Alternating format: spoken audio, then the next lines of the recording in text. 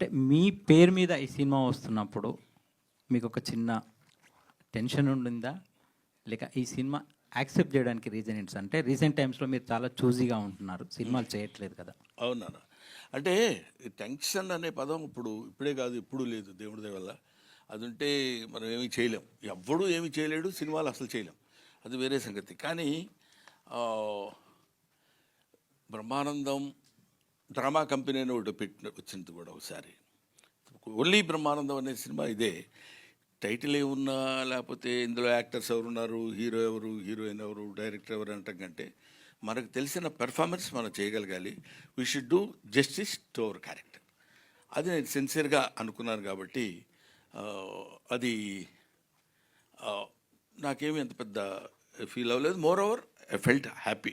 కొంచెం కాలు ఎగరేసే ఇదే కదా, ఎందుకంటే మన పేరు మీద సినిమా వచ్చిందిరా అనేది, అంతే. సార్ బ్రహ్మానందం గారు, మీతో యాక్ట్ చేసినందుకు వీళ్ళందరికీ చాలా లెక్క అనుకోవాలి. ఎందుకంటే బ్రహ్మానందం పేరు మీద సినిమా టీజర్ చూస్తే ఆనందం బ్రహ్మానందంతో పాటు చివరిలో ఏదో తెలియని ఒక అంశం దాన్ని దాస్తున్నారు.